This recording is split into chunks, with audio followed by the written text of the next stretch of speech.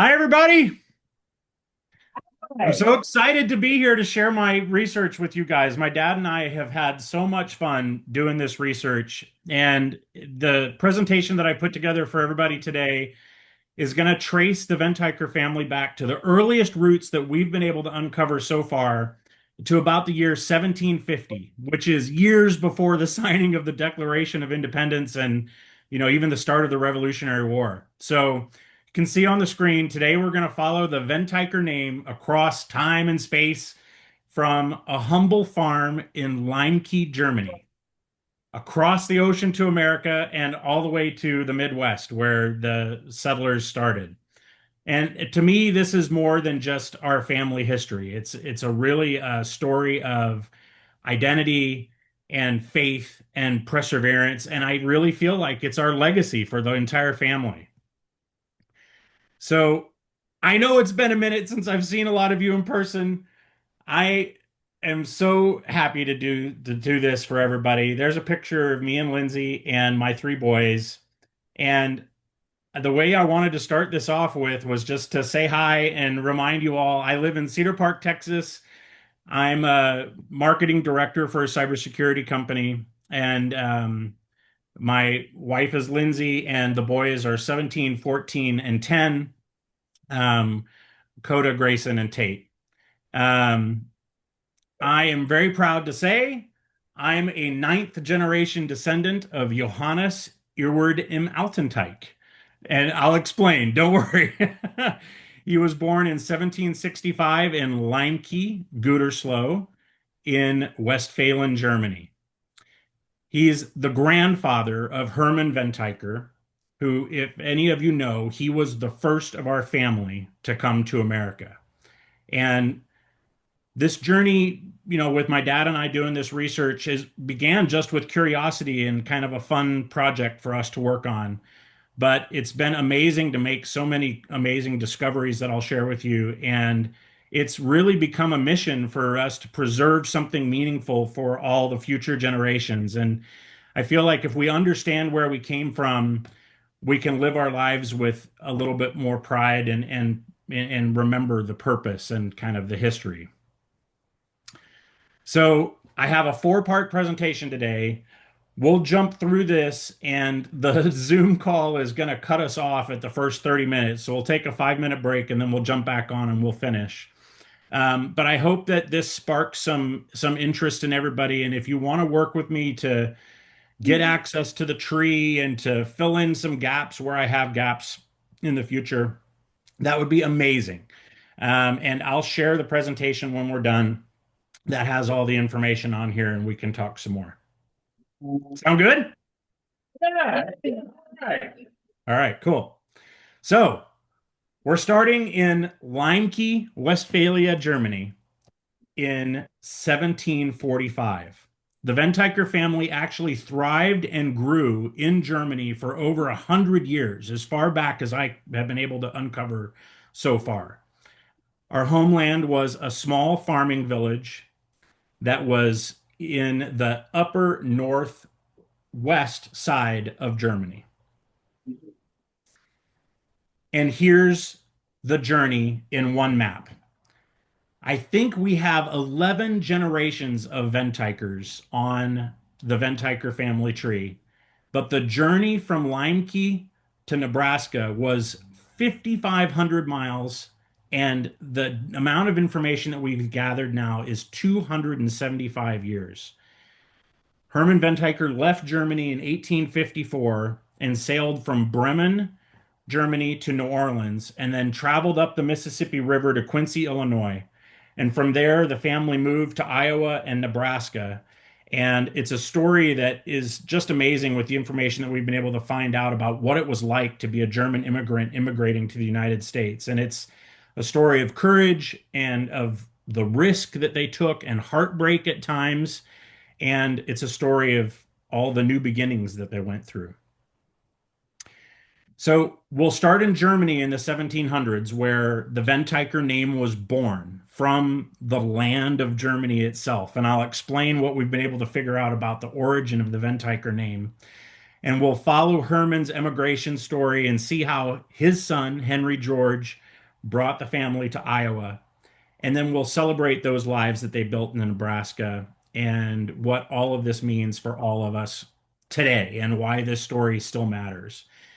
You know, the journey was really, really hard. Life in Germany was very, very difficult in the 1700s, and our family were all servants that were subject to the local Count of Reitberg in Germany.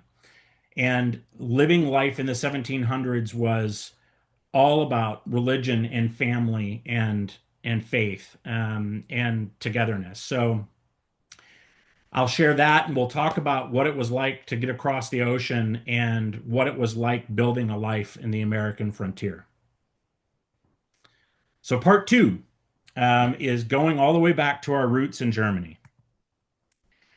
So you can see here kind of what we're talking about. Of course, Germany only has a very small ocean coastline between the Netherlands and Denmark. And Germany's borders changed a lot over the years with all the different wars and the Prussian War in the 1700s. But you can kind of see where we're talking about. And then right there to the east of Munster, Germany, is where Wörl and Kaunitz are located. And if you look at this map on the right-hand side, the little yellow star is the Venteicher farm that still stands today in Kaunitz, Germany, right at the edge of the Holterwald, which was a giant old oak forest where there was a hunting lodge that was owned by the Count of Reitberg, that all of the Venteicher families served that lodge. And I'll get into some more details there. But this is where we're talking about. This is where our family started in the 1700s. So, like I said, the story starts in Liemke, which was a small village in the Prussian state of Westphalia. This whole area was a deeply Catholic community, and it was made up of tight-knit rural farm villages. And the families lived and worked on these farms, and these were generational farms that were passed down from generation to generation. None of the Venteichers were landowners. Like I said, they were all part of this feudal structure that existed in Germany in this time, and they worked the land in service to the Count of Reitberg and to the castle. It was a simple life, but they were grounded in faith and family and hard work, like I said. Liemke was a small farming community on the edge of that huge oak forest, and it didn't even have its own church until the 1700s. So Kaunitz and Wörl that you can see here on this map were the larger centers of life when they traveled from their home to go and spend time with the community and go to church, and it was only a short distance away. There were four farms that were founded in this area around the year 1000 in what was today known as the town of Wörl. And this was the first of those farms to be mentioned was a farm called the Cracks Farm. And then later documents mention the farms Ebbinghaus, Liemke, and Meyer as the original farms in the Wörl area. So the place name Wörl was first recorded in 1264, and they think that it was named after Henricus de Wörlo, which is a family from early Germany, and Wörlo turned into Wörl over time. For a long time, people thought that this area was called Wörl because Wörlo means four forests in German. But today it's translated a little bit different. Ver means far, and lo means forest. So Wörlo or Wörl is the forest that lies far away. So this was a forest community that was far away from where there were a lot of major cities being built, and it was truly a rural community. The coat of arms for the town of Wörl is a shield that has four oak trees in green and silver. And the acorns and the small shield in the center of it are all made out of gold. And the coat of arms was designed at a time when people believed that the word Wörlo meant four forests. So that's why there's the four trees. But because we know today that it was the forest that lies far away, they now remind us of the first four farms in Wörl. And that's the history behind the shield. And the farmers cleared that forest to create all the farm fields that the family lived on. It was also, the forest itself was used as a pasture for the animals. So they raised pigs in particular, and they could be fattened really well in the large oak forests and in beech forests. And we have even found evidence that the Venteicher family in this area existed all the way back to the 1500s. But I haven't found a connection to these families yet. The furthest we've been able to get back is to about 1730 or so, 275 years ago. So the Venteichers, like I said, like most farms, like most of the families in Liemke, they were all tenant farmers.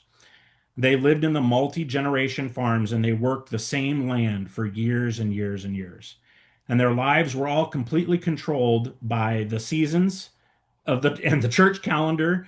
And farming wasn't just a job, it was their only way of life back then. For hundreds of years, Burl belonged to the county of Reichberg. And that meant that the count in Reichberg ruled the land, and the farmers and villagers had to pay him taxes and dues every single month.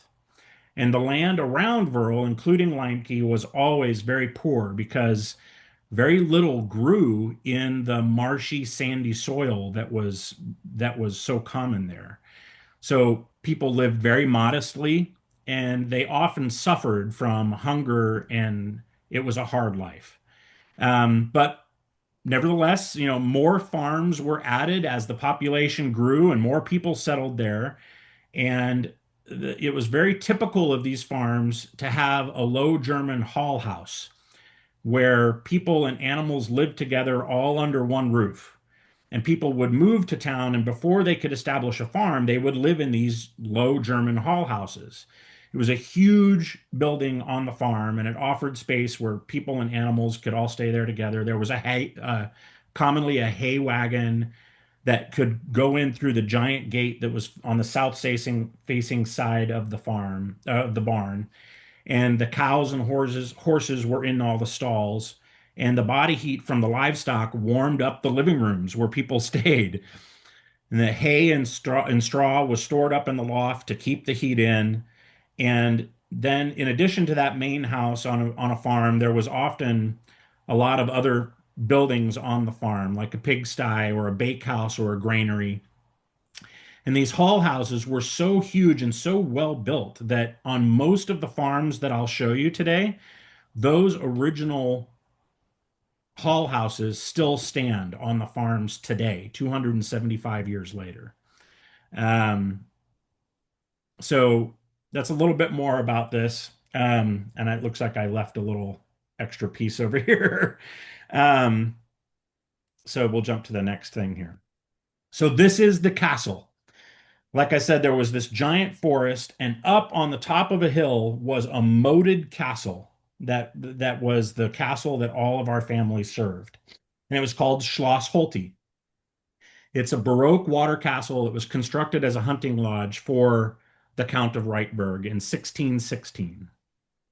And it was used not only by the Count, but other regional nobility also. The Count didn't live there full time, but like I said, the local farmers, including the Venteichers, had to provide food and timber and labor during hunting seasons. And actually, even though it wasn't a royal residence, this was the symbol, the reminder that they all lived in service to the Count, and it, literally stood over them. And being servants to the Count meant that, some villagers literally worked in the castle as grooms or gameskeepers for the animals in the forest. Um, and but like I said, all the farmers on the count's land paid those dues. So a Liemke farmer had to pay an annual rent in grain or a chicken or a few days of labor, plowing the actual lord's fields instead of the fields that they ran every single day. And this didn't last forever. Serfdom in Westphalia largely was abolished by the late 1800s, or I guess it was really around the middle 1800s. But in some areas, it persisted until the full Napoleonic reforms after the Prussian War. Reitberg itself had bonded peasants and these hereditary leases of farms that lasted all the way until the end of the 1800s. And in Reitberg itself, this idea of how names were followed is an exact explanation of where the Venteicher name came from, because it wasn't until if you were a working farmer and you were a peasant or you were serving the count, you weren't even allowed to have a name. Names were reserved for counts and royalty. And it was first ordered for people to choose what name they were going to be known by in the early 1800s, just before Herman left and came to America. So I'll explain more on that in just a minute. The church was the center of community life in Kaunitz, Wirral, and Liemke. Um, Count Wenzel Kaunitz was the prince, and he was in Westphalia on a business trip and laid the foundation stone for the local church, which was the Church St. Maria Immaculata. And it was built, amongst all the scattered farms in 1746. When the church was there, more houses were built in the neighborhood around it, and it became a place where craftsmen and merchants all settled and were able to build a community around this church.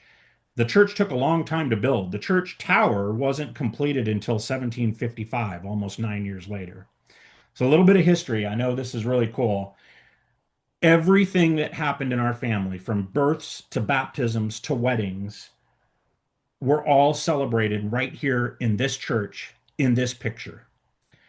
There was a fire in this church that melted the two church bells in 1882, well after some of the history that I'll go over today. But this organ, that's kind of a grainy picture there, is almost 200 years old, that's built up in the back of the church. Um, there was other parts of the church that were built over the next, 100 years or so, and surrounding buildings. Um, but our like I said, our ancestors' entire lives and communities surrounded this church, and the church records from this church have now become largely digitized. And that's where we have had so many amazing breakthroughs in the last just year and a half. These church records are all handwritten by many times who is a really, really old priest in the church. And I've spent hundreds of hours going through these pages written in Latin or German with very bad handwriting to try and figure out some of the information that I've added to the family tree. But I'm so thankful because that's allowed us to know who married who, how did the names change when one family married into another, who, when was the baptism, when did people die in some cases, and it all happened right here. If it didn't get written down, we wouldn't even be having this conversation today. So pretty amazing. So what's in a name? So like I said, Venteicher comes from the actual land in Germany. Poor farming families were named by Hofname in German, which is names after the farm that they lived on and worked. If a man married into a farm and became the heir through the woman that he married, he often changed his name to be the name of the farm, even if it was different from the name that he's lived after. So this Im Altenteich phrasing was a part of the oral and church record naming system until the names were formalized and everybody had to choose. But the name Venteicher comes from the farm that our earliest ancestors lived on. It was not a royal line or a profession, so we don't have a crest that I've been able to find or anything like that. But Fenn in German is a type of wetland area, kind of like a marsh or a bog. And it's characterized by a low, flat, wet area that had really peaty soil. And Fenn and Tyke combine to mean someone from the Fenn Pond or the old pond. The original farm we now know had some lowland areas that was right along the river Sennebach that was the lifeblood for the families that farmed in this area. And since it was running right along the north boundary of the original farm, there was a low area that was obviously a pond that they filled in since the 1700s because it doesn't show up on the satellite pictures today. But that same fame and that same land also is why Eward im Altenteich and the church records show all of those changes over time. Eward was a variation of the Germanic name Eberhard, or kind of like Everett in English. And it was the personal name of one of our ancestors at some time that was the original tenant of the old farm at the pond. And we haven't found the original Eberhard yet. It's really, really hard, like I said. I've found evidence from the early 1600s, but they're in books that are half burned and almost impossible to read because so many records were destroyed during the World Wars. Pretty amazing discovery. And it was spelled with two N's, Fenn Teicher, because it was the German words that were combined to make the name. So this is what the Venteicher family tree looks like. And I know this is super tiny and you're not going to be able to see it, but there are now 11 generations of Venteichers in the family tree. And it's amazing to go through and see how this has all come together. My family with Sauser, Kaloff, Reichs, Ruderbories, Cleary, Turnus, traced all the way back to the 1700s on all those family lines, plus all my mom's family, plus some of my wife's family. I now have over 2,500 people in the tree. And one of the coolest things is I have 444 photos of all these families that are attached to the tree in ancestry.com. So there's only a small part of some of the photos in this presentation, but it's pretty amazing what we've been able to pull together and how much has been digitized. So the story starts in Liemke, like I said, and it was a small village in the Prussian state of Westphalia. And Eward im Altenteich was our family home. Um, And this is an actual map from 1862 of the location of the original farm and a photo of the farm as it stands today. This is how it all started. There were three brothers in Liemke that I wanted to tell you about in this presentation. In the early 1800s and late 1700s, these were three out of five boys that were in the oldest family that I've been able to find. And it was Christoph, Johann Heinrich, and Otto. Christoph stayed in Germany, and from what I've been able to tell, is the patriarch of most of the Venteichers that live in Germany today, who all still spell their name with two N's. Johann was the father of Hermann, who was the first Venteicher to come to America in 1854. And Otto was the youngest child in the family. And he came to America later on in the late 1860s, but his name got Americanized during immigration. And if you've ever heard the name Van Tiger in Iowa, it was Otto's family that came through New York and emigrated into Iowa, and their name was changed to Van Tiger. Johann Heinrich is the one that we're going to follow with the rest of the information in the presentation today, because, like I said, he was the father of Hermann, and he was who brought the family to America before anybody else. I have located all three of these original brothers' farms, and you can see them on satellite. They were all within about a mile and a half of each other. So their families were totally intertwined. And yeah, it's amazing to see some of the photographs in completely German websites that we've been able to find. The layouts haven't changed much. They all still stand today. The same tree lines are there. The barn foundations and some of the barn buildings, like I said, still stand. And if you want, I can email you links, or my dad has some of the links where you can go and explore these maps and you can explore these pictures on your own. And you can see even the full directory of the addresses of each of the families. Just remember that there were different changes in how this all came together as they married into other families. So um, we'll continue for a few more slides here. Looks like we're at about the 30-minute mark. Um, and we're going to take as we get through this, I'll let you know. We're going to take a quick intermission and end the call and rejoin so that we can get around the limitations of the timing for Zoom. Let me go back here. Let's continue. So, what was it like? And I wasn't really there in Germany, but we have ways to make images like this now. But what was it like living in Liemke as a family? Families were really large, which all of you have experience with. That was partly for survival back then, though, and it was partly because of tradition. Children started working on the farm by ages 6 or 7. They used traditional farming techniques. They had wooden plows pulled by a horse or a mule, sickles for harvesting, and their family and hired hands of people who didn't have someplace else to farm provided the labor.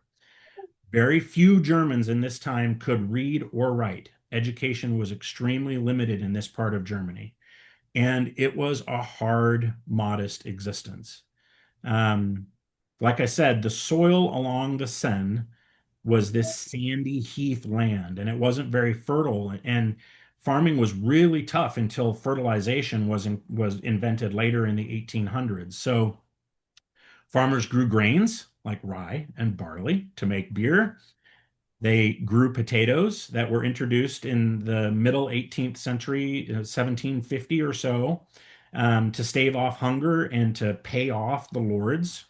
And they raised a few dairy cows. The milk was used for butter and cheese. They had pigs that fed on the acorns in the woods. And some farms had sheep that they kept in the barns, and they would use the wool to make clothing and things like that.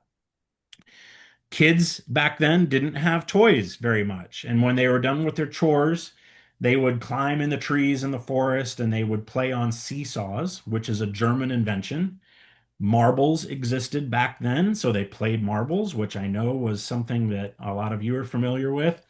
And they even made pop guns and whistles from branches from the trees. In the spring, they would make klokkerbuchen, which is pop guns. And you needed elder branches where they would use a sharpened piece of wood to carve it out to make a ramrod where you could shoot berries or little pellets out of the end. Um, it was a little harder to make the whistle, which I have a picture of from a children's book from Virl that I found that was completely written in German that I had to translate. Um, and for that, they used a willow twig to make the whistles. But they played hopscotch and they had hide and seek. And they would all play in the big hall house up in the rafters or out in the forests in the trees. And like I said, this was a family and a family driven community, and it was shaped by church and devotion and living off the land.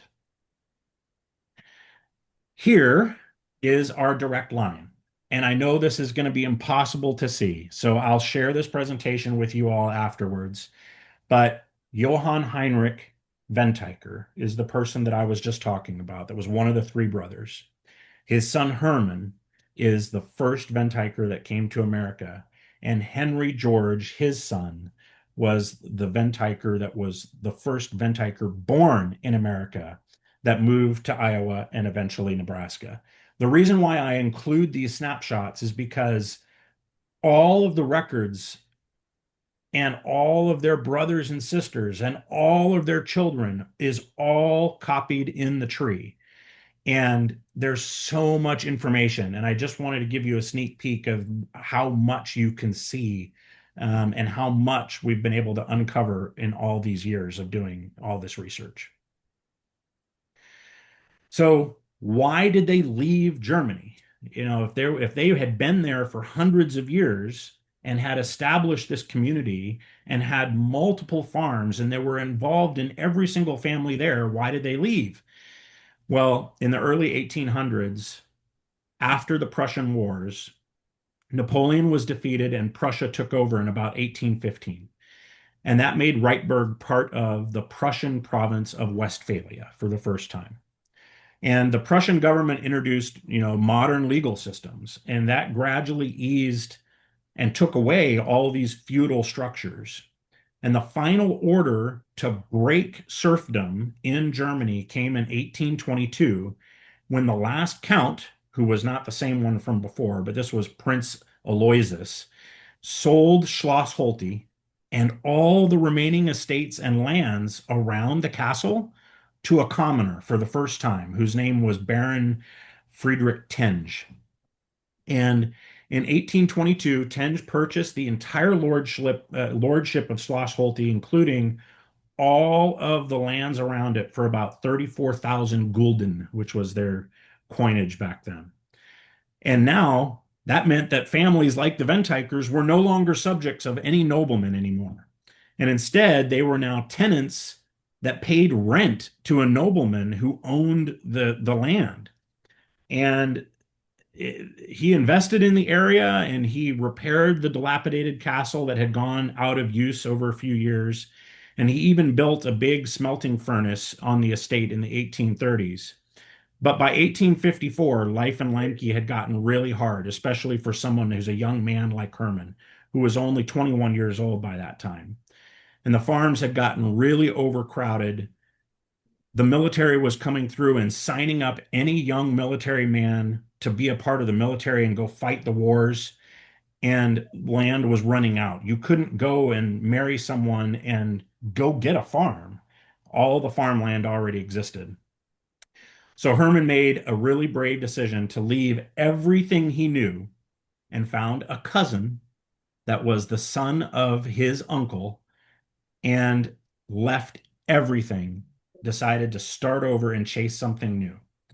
And what came next changed everything. So we'll stop here. We'll rejoin in 5 minutes and we'll continue the story. Okay? I just wanted to show everybody real quick too, in the records that I was talking about with all of the homes that we've been able to find in Germany, the Johann Heinrich and his wife Anna Maria, their home, which still stands, actually has their names written in the rafters. And you can see what that looks like in this picture. I didn't include it in the presentation, but this is what some of the inside of the house looks like too. All right, well, let's continue the adventure here. So we're moving to a new beginning in America. So, like I said, Herman Venteicher, there he is there in a nice cleaned up version of the photo from some of the records. And his cousin left everything they knew in Liemke, Germany in 1854, and they traveled up the Rhine River to Bremen, Germany. And from Bremen, they then had to take either a cart or a boat from Bremen all the way to Bremerhaven, which is the actual port on the coast, because the silt would fill up the river and they couldn't get ships to go from Bremen all the way to the ocean. So they left in 1854. They endured a sometimes 8 to 10 week journey across the Atlantic. And they landed in New Orleans, Louisiana, before traveling north on the Mississippi River on another boat that took them another several weeks to reach St. Louis, Missouri, which was the goal the whole time, written in the records, that they were leaving Germany to go to St. Louis. And I'll tell you more about St. Louis, but it was a gateway city that was filled with all kinds of opportunity for them. And they had a huge German community there. People from New York and Ellis Island and from New Orleans were all converging in St. Louis when they were moving to the United States. The port of Bremen is a major point for emigrations during the 1800s and 1900s in Germany. And it was true not only for German nationals, but millions of people from Austria and Hungary and other Central European countries they all went through this port. Um, Twice as many passengers left from Bremen as the second busiest port, which was just a little ways up the coast in Hamburg. And the reason why we're at kind of a sticking point in this is because, in my opinion, in one of the greatest losses in genealogical history is the complete destruction of all of the passenger records from Bremen, Germany.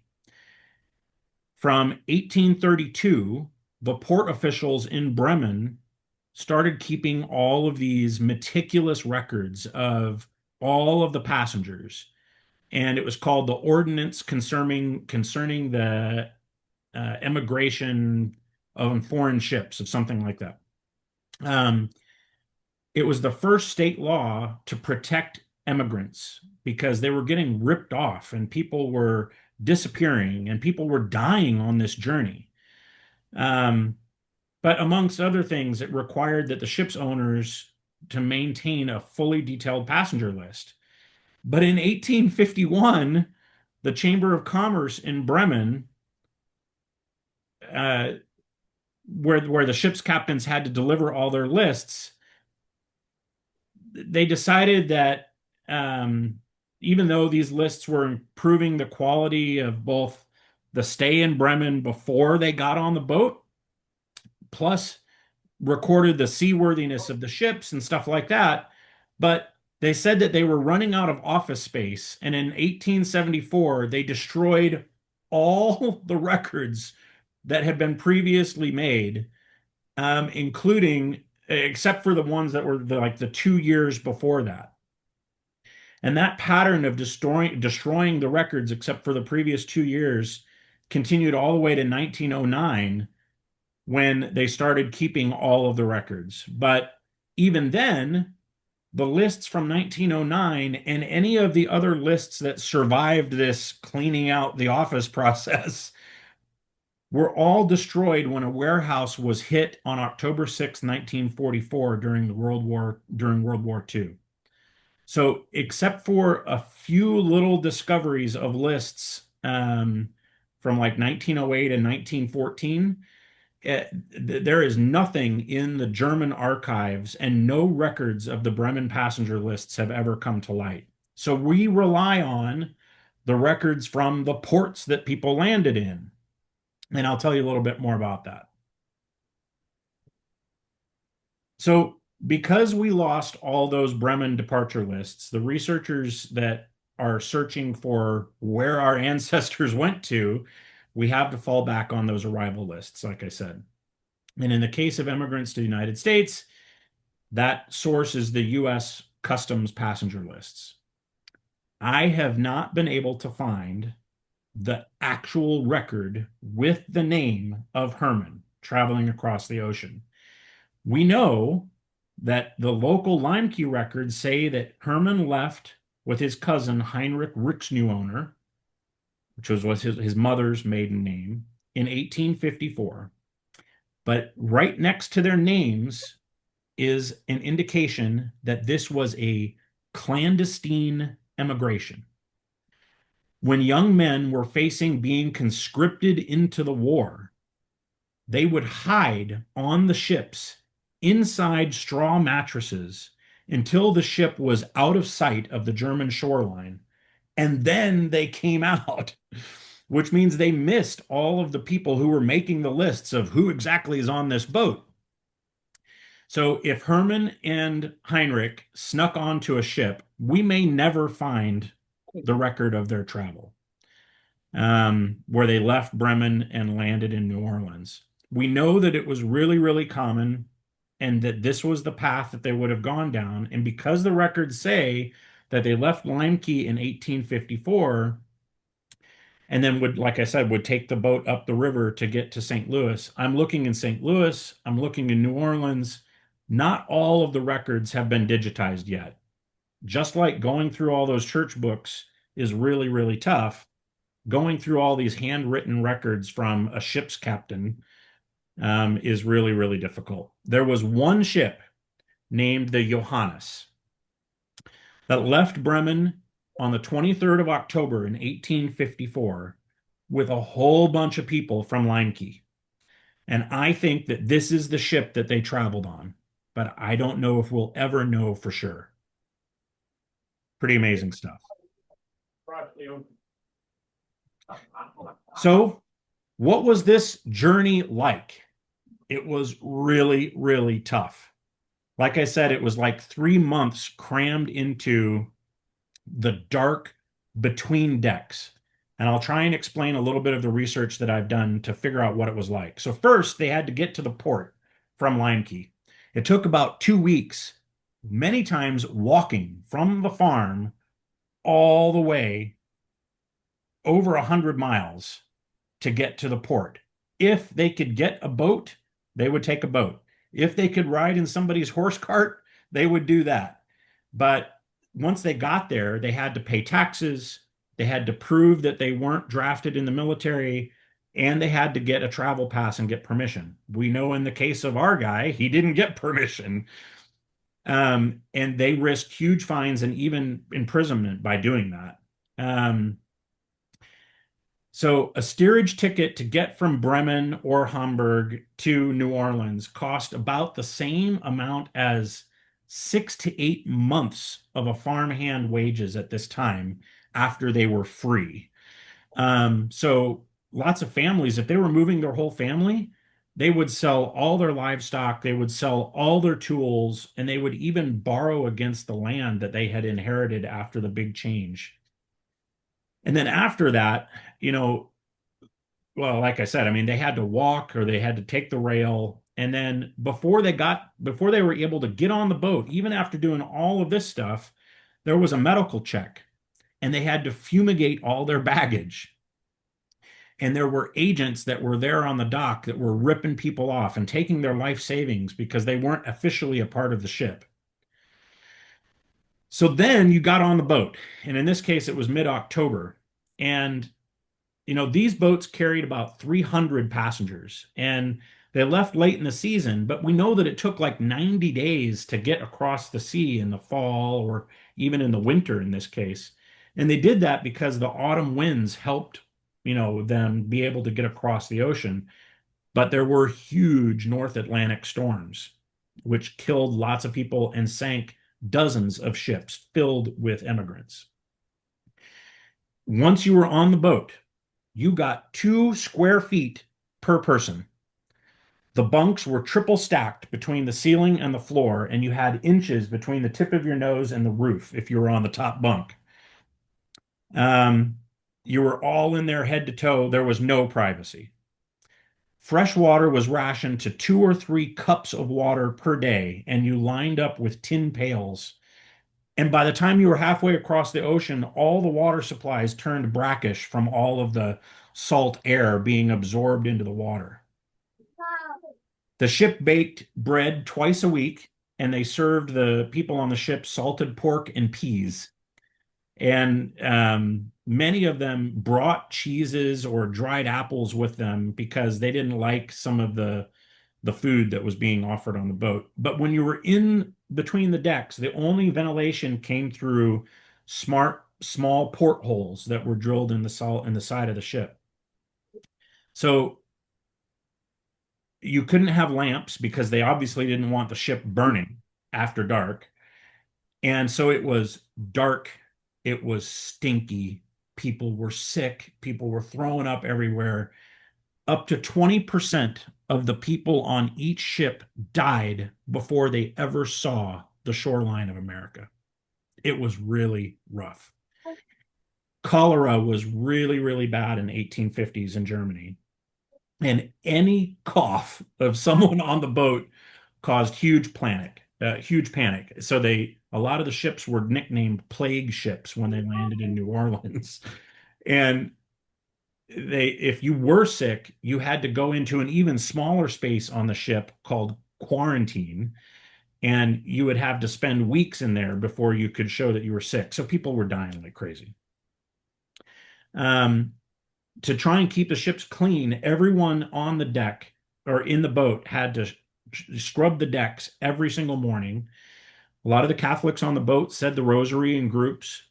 People brought fiddles with them and would play music on the calmer evenings. But when there were storms, everyone would go and hide and just try and hold on. Um, Depending on how the weather was, would totally determine how long the travel was from Germany over to England. And then after you got across the Atlantic Ocean, you went down and you, depending on the weather, you either had to go around Cuba or you went around the tip of Florida. And now this is still hurricane season. Um, you risked hitting these head-on huge storms, and then you're starting to get bit by mosquitoes that are coming in through the portholes and on the deck. And you've gone from the cool weather of northern Germany to now fall in New Orleans, which is 85 degrees still in October or November, right? So depending on when you came through, obviously they wanted to get to when it was a little bit cooler in Louisiana also. When they got there, a U.S. surgeon would inspect all the passengers. All of the bedding and everything had to be fumigated, and anyone that had a fever had to go and stay in quarantine even longer before they were allowed to come on shore. And they went to New Orleans because it was cheap and because the Mississippi connected people to the German communities that were upriver. And this pattern repeated itself over and over and over again, where they just got on another boat and went north until the railroads were built. But that wasn't until the 1900s. So pretty hard, difficult journey for sure. So why St. Louis? Like I said, St. Louis was a huge German community. And this is where Herman crossed the ocean and felt at home and understood the language. And less than a year after landing in St. Louis in January of 1855, he met the love of his life, Catherine Hansjörgen, who was also from a small farming community in Germany. I have found her house as well. And they were married in 1856, and together they got back on a boat and moved up to the northern end of Illinois and settled in Quincy, which was another growing town with a strong Catholic and a strong German speaking community. There's a couple of pictures here of the beer gardens and what it looked like when people got off the boat and trying to find a train to take them somewhere else. If they still owed money from the travel when they got to St. Louis, they would have to stay in St. Louis and work until they had paid back the ship owners and the captains for their travel across the ocean. So they moved up the river to Quincy, Illinois, and they moved into the Third Ward, which is a German community on the upper east side of Quincy, Illinois. And Herman found work working on day farms outside of the city and working inside the city as a laborer. And Herman and Catherine started their American life there. And his days were really long. He worked on construction crews, and he built this foundation for his family. The first American in the first Venteicher in America was born in 1857, and that was John. But he died before he turned 5 years old. Henry George, our ancestor, was born on the 23rd of March, 1859, and he's the first Venteicher in our direct line that was born on American soil.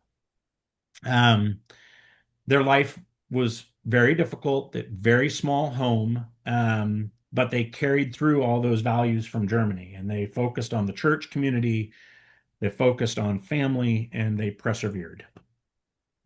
But there was tragedy waiting for them. Like I said, in 1860, John died. And we know from the Springfield Diocese records that he died in June of 1860. Or no, August of 22 August 1860. We don't know how he died, but we also know that sometime before the end of that year, Catherine died too.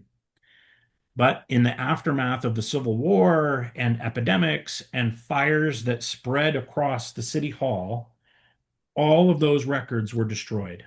I haven't been able to find Catherine in any of the local cemeteries yet, but I know that by the time the 1870 census comes around, Herman and his 11-year-old son Henry are the only ones left.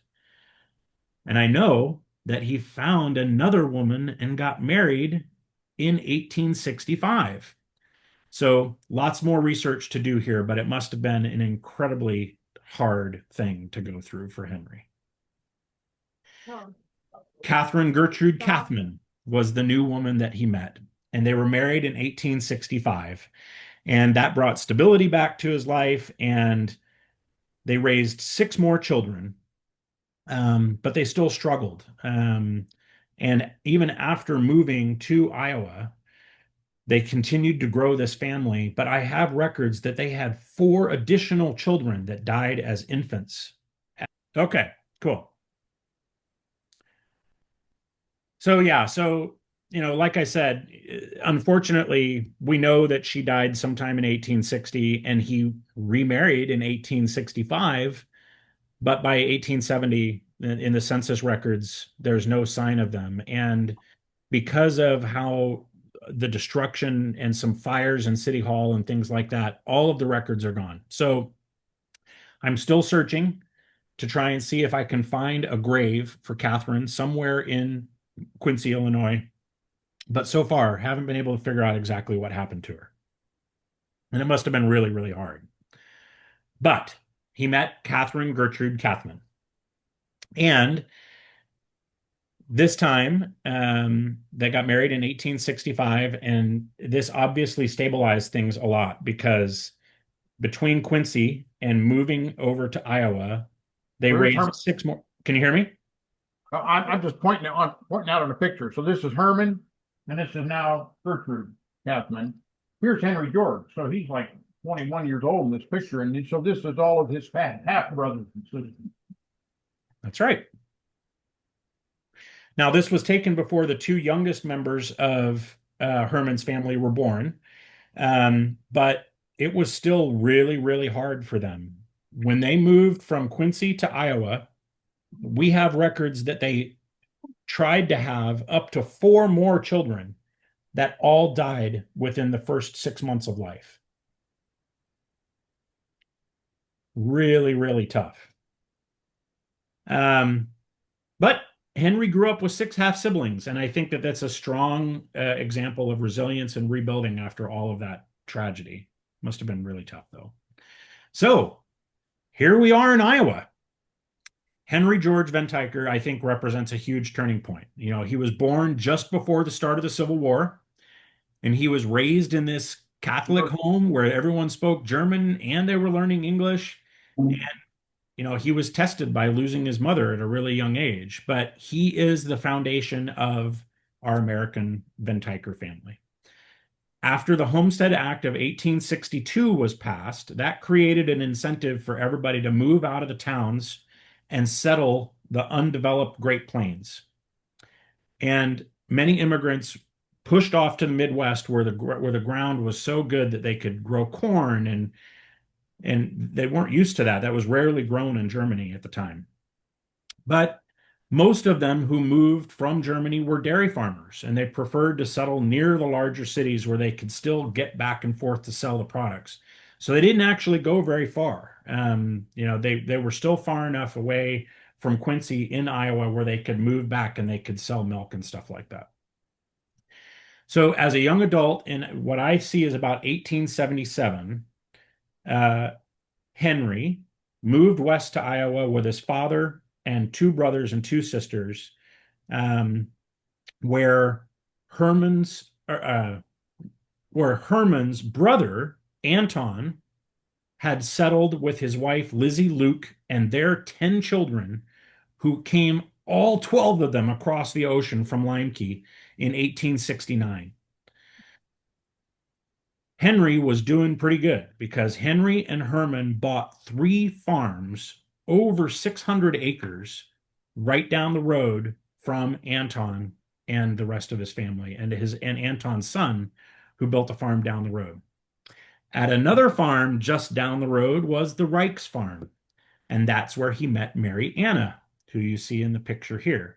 And as an old woman, or no, see in the picture here, they were married in 1882, and they had 8 additional children, including our direct ancestor, Ben Venteicher, who we'll talk about next. This picture on this slide is pretty amazing. This is the wedding photo of Henry and his wife, and it was completely illegible, completely scratched out. You couldn't see any features in their faces. I loaded all the pictures that I have of Henry and Mariana into ChatGPT and created a brand new version of their wedding photo that you all are seeing this. This is the first time anyone has seen this new photo of them, but it's pretty incredible. That's an AI generated picture based on other pictures that he found. So in Iowa, Henry George planted pretty deep roots, both figuratively and literally. um, he passed on those same traditions from Germany of hard work and dedication to the land. And Ben, his son, who is right there sitting behind his dad later in life, carried this legacy forward, and the family story continues from here into Nebraska and beyond.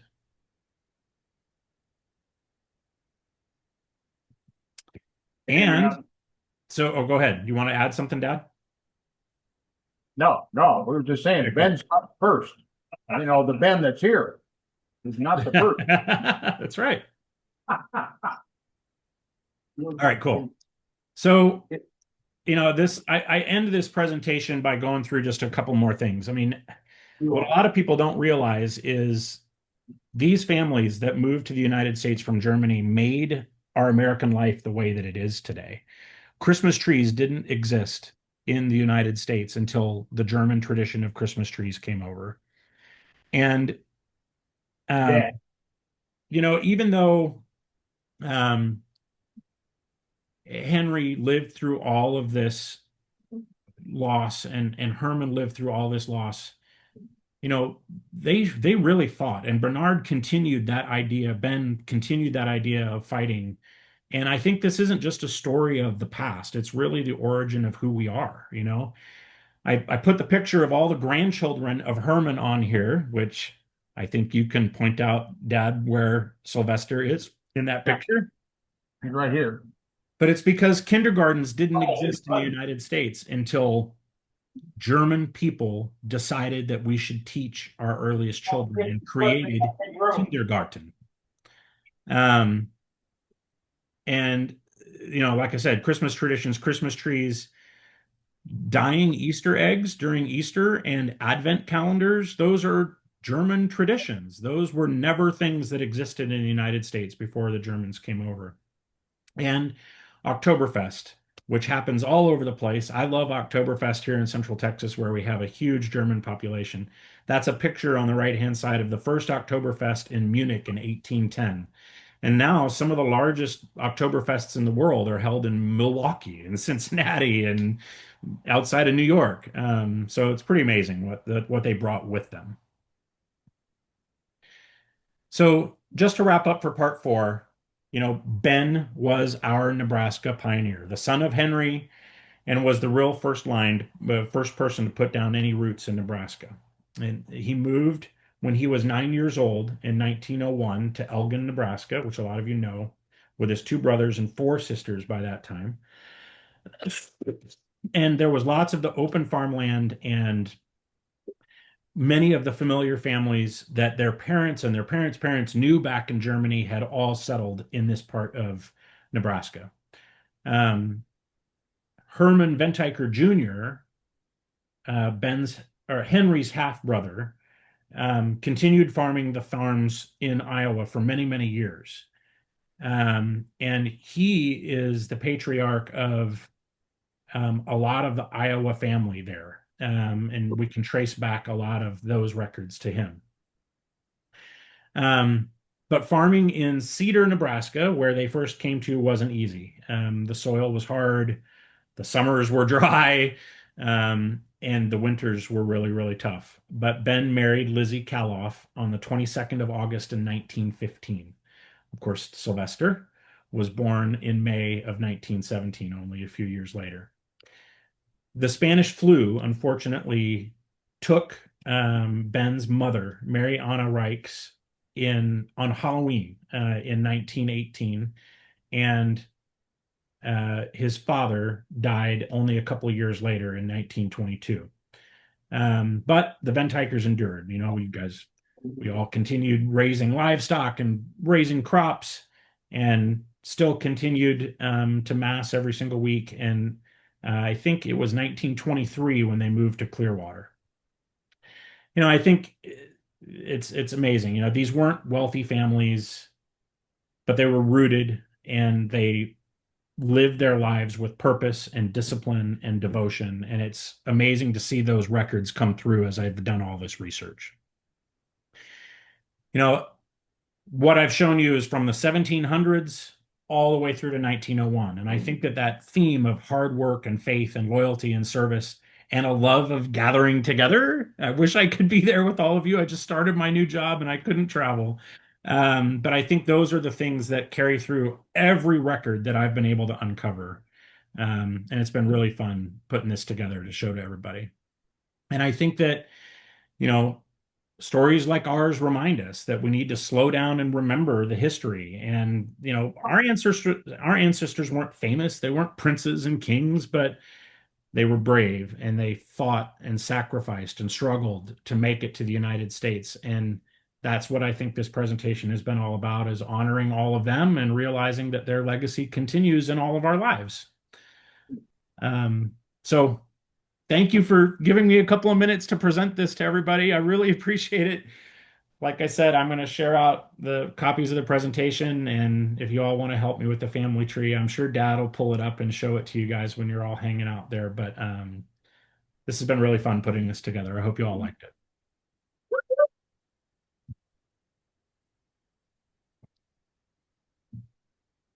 Bill, I got a question. Sure.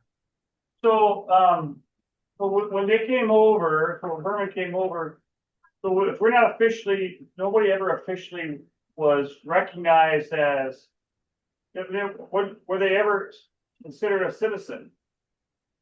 I mean, we never went through like Ellis Island or somewhere. I mean, how, anything about that? So I have a bunch of stuff that I couldn't put into. Might all be illegal aliens. That is exactly right. I'm just worried about Trump deporting us. Our ancestors illegally into the United States. Yeah. I mean, have you found anything about that? Where there was?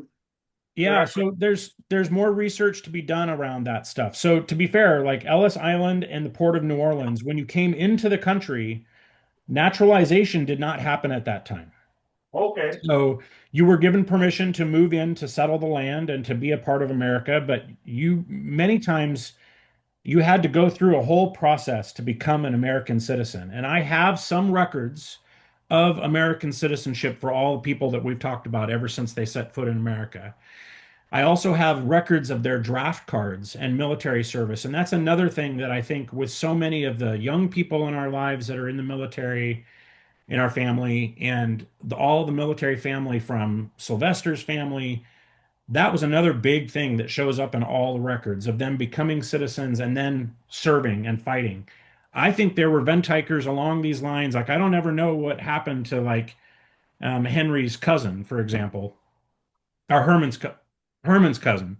But I know that there's some records of early Venteichers that probably were in the Civil War or in all the other wars that have happened too. But a lot of those records, where I found them, are attached to their profiles in the family tree. Bill, Good question. Okay. Anything else? Thank you, Bill. You're welcome. thank you. Bye, everybody. Hey, bud. Well done. Thanks. All right. See ya. Talk to you soon. We'll have a beer. All right. Bye. Bye.